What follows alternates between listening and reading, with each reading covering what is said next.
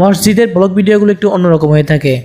আপনারা তো প্রায় ব্লগ ভিডিওগুলোতে পর্যটন স্পট সম্পর্কে ধারণা পেয়ে থাকেন। তো আজকের এই ব্লগ ভিডিওতে একটি নতুনভাবে ভিডিও ধারণ করলাম আপনাদেরকে বদারাট আবাসিক বিবলকের সে জামে মসজিদের রূপময় দৃশ্যগুলো তুলে ধরবে এই ভিডিওতে। তো দেরি না করে ভিডিওটা শুরু করা যাক এবং কোথায় থেকে আসবেন, কিভাবে আসবেন, এখানে সবই থাকবে এই ভিডিওতে। আপনারা ভিডিওর ধৈর্য ধরে দেখবেন এবং ভিডিওটা ভালো লাগলে অবশ্যই ভিডিওটা শেয়ার করে দিবেন। তো দেরি না করে শুরু করা যাক ভিডিওটা।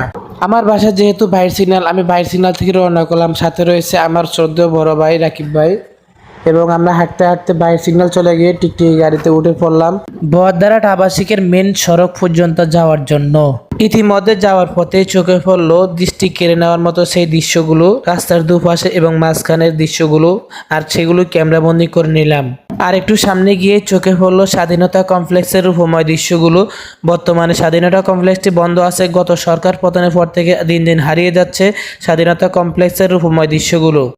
সেখানে গিয়ে টিকটিকি গাড়ি থেকে নেমে আবাসিকের মেন সড়ক দিয়ে ভিতরের দিকে হাঁটা শুরু করলাম। সেখানে গিয়ে যতই সামনের দিকে হাঁটি, সেখানে গিয়ে মনে হয় না যে আমি বাংলাদেশে আছি, সেখানে মনে হয় আমি দুবাই কিংবা সিঙ্গাপুরে আছি। তো কথা না বাড়িয়ে আমার গন্তব্য হচ্ছে আবাসিক বি ব্লকের মসজিদ। আমি সেটিকে হাঁটা শুরু করলাম।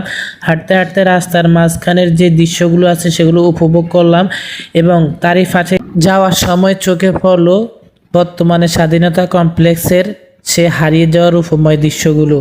আপনারা অবশ্যই গিয়ে দেখতে পাবেন। ভিতরে জিয়া জাদুঘর বা স্বাধীনতা কমপ্লেক্সের মধ্যে বাচ্চাদের খেলাধুলা করার জন্য দোলনা বা স্কুটার রয়েছে, সেগুলো দিন দিন জাঙ্গার হয়ে যাচ্ছে এবং হারিয়ে যাচ্ছে সেই স্বাধীনতা কমপ্লেক্সের রূপময় এবং চমৎকার দৃশ্যগুলো। এরই মধ্যে আমি এবং আমার বড় ভাই আমাদের গন্তব্যের উদ্দেশ্যে হাঁটা শুরু করলাম। হাঁটতে হাঁটতে চোখে পড়লো আবাসিকের মেন গেট। কিছুক্ষণ পরে আমরা মেন বি ব্লকের যে গেটটি আছে সেটি ক্রস করে সামনের দিকে হাঁটা শুরু করলাম। তো এখানে এসে চোখে পড়লো আবাসিকের মধ্যে যেহেতু বড় যানবাহনের প্রবেশ নিষেধ, সেহেতু চোখে পড়লো রিক্সা, সিএনজি এবং প্রাইভেট কার।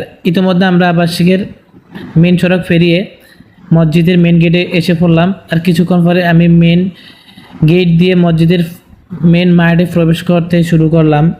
মসজিদের মাঠে প্রবেশ করার সাথে সাথে মসজিদের পরিবেশ দেখে মাশাআল্লাহ খুবই ভালো লাগলো। আল্লাহর ঘর কত সুন্দর, বাস্তবে দেখেন। আপনার যদি ভালো লাগে অবশ্যই গিয়ে একবার দেখে আসবেন। অন্যদিকে আজকে যেহেতু ঈদে মিলাদুন্নবী, যশনের জুলুসে ঈদে মিলাদুন্নবী, সেহেতু তাদের জাঁকজমকভাবে অনুষ্ঠানের আয়োজন চলতেছে এদিকে। তো আমিও মসজিদের পরিবেশটা কিছুক্ষণ ঘুরে ঘুরে দেখলাম, মোটামুটি ভালোই লাগলো। তার পরবর্তীতে চলে যাও সমাধিস্থল। এইটা